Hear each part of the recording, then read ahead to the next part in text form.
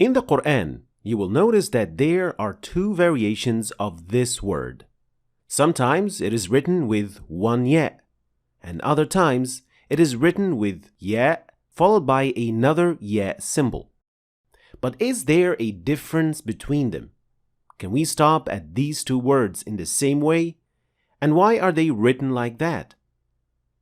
Let's start by answering the first question, which is there a difference between these two words? Well, no, these two are essentially the same. Outside the Quran, we write them like this, with 2 times ya, one with kasra, and the other one has sukoon on it. But in the Quran, they get these two variations, which is an indication that their pronunciation is a bit special. And this is what we're going to focus on today. So the first one has 2 times ya, one written at the end of the word with kasra under it, and the other one given the symbol of ya. It is important to know that the first ya does not have natural med or med tabi'i, but only the second one does, which means that only the second one will be extended for 2 counts or 2 harakat. So we say, لا إله إلا هو يحيي ويميت. So we pronounced 2 times ya, and the latter one is extended for 2 counts. يحيي ويميت. The second variation has only 1 ya, and so it is the only one that you should pronounce when you keep on reading. So we say, وَأَنَّهُ يُحْيِي الْمَوْتَى. Here we notice that we said يُحْيِي الْمَوْتَى without any natural med or extension at the end of the word. We do not say يُحْيِي الْمَوْتَى. That is incorrect. But we say يُحْيِي الْمَوْتَى. But how is it that the same word in one position has 2 times ya and med on the second, and the same word in another position 1 ya with no med at all? Well, as we've said before, these two words are the same, but the original word with 2 times ya at the end lost its second ya because of التقاء الساكنين, or in English, 2 consecutive consonants. This rule prevents 2 consonants from following one another, which can't happen in Arabic. And for this reason, the ya with sukoon, which should normally appear at the end of the word, is dropped, because otherwise we will have ya with sukoon at the end of one word, and at the beginning of the word after we have lam with sukoon, since Hamzat al-Wasl is dropped when you keep on reading.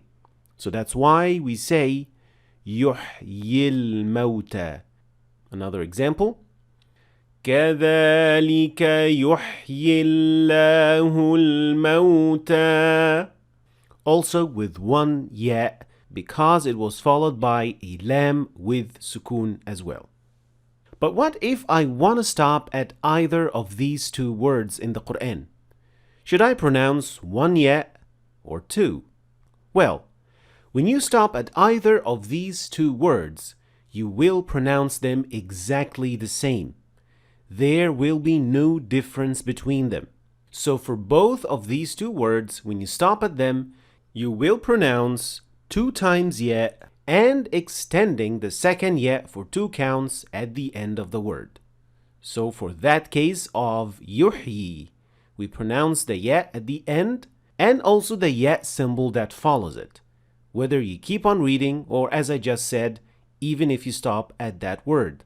So we say, إِذْ قَالَ إِبْرَاهِيمُ رَبِّيَ الَّذِي يُحْيِي رَبِّيَ الَّذِي يُحْيِي وَيُمِيتُ قَالَ أَنَا أُحْيِي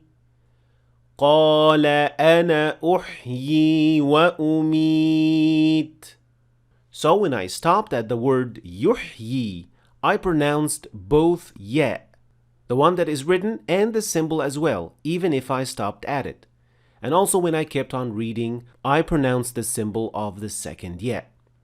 And here I have to emphasize on the fact that in other contexts in the Quran, this symbol of ya is not pronounced if you stopped at the word before it. So here we say, فَأَخْرَجَ بِهِ مِنَ الثَّمَرَاتِ. But if I stopped at that word, I will say, فَأَخْرَجَ بِهِ. And I will not say, فَأَخْرَجَ بِهِ. That is incorrect.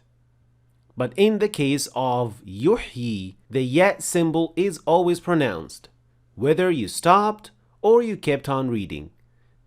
There is one other case, other than the case of Yohi, where we also have to pronounce the symbol of ya at all times, when stopping or when you keep on reading. Can you find that other symbol? It is actually found in Juz number 30. If you're able to find it, let me know in the comments below.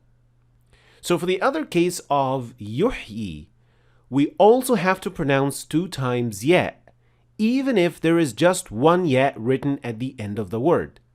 So for that case, we turn the word back to its original state with 2 times ya, since the reason of removing the second ya, which was iltiqa'u sakinain, is not involved or applicable anymore, since you are stopping at the word.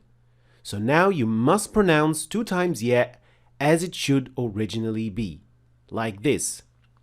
قَالَ مَن يُحْيِي قَالَ مَن يُحْيِي الْعِظَامَ وَهِيَ رَمِيمٌ. So if I stopped at the word يُحْيِي, I pronounced 2 ya and the second ya had natural mad. قَالَ مَن يُحْيِي. And if I kept on reading, I will have to remove that second ya and read it as it is written, because then I will have to avoid iltiqa'u sakinain and then say يُحْيِي الْعِظَامَ.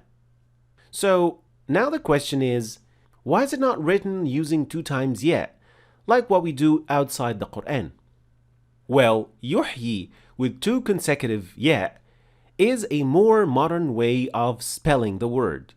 Originally, Arabs do not ever write 2 times alif, 2 times waw, or 2 times ya following one another in the same word. So that is why the Quran was written in this way. And there are many other examples to be found in the Quran that show that Arabs do indeed avoid doing this. And therefore, it is indicated using a symbol in the Quran to make it easy for us to identify that there are 2 times waw, ya, or alif. Next, does this rule only concern the word Yohi, or are there any other words like this? No, actually it only concerns the root hayawa, and from it comes the word Yohi, yastahyi, and other variations that are all found in the Quran. So that's why this rule only applies on this word and its root variations in the Quran. Finally, I have to emphasize on the fact that when I say stopping at the word Yohi or at the other words I explained last lesson, I don't mean that you should stop there at these words, or that it is better to stop or anything. In fact, you shouldn't stop if there is no stopping symbol. But if you had to catch a breath, or if you are being tested by your shaykh, then this is how you do it. Thanks for watching. If you want to start reading and understanding the Quran in Arabic, then you should start your journey right here. And don't forget to check out my latest book, which goes perfectly with this free course. I'll leave the links for all of them in the description, so check them out. Thanks for watching, and I'll see you next time.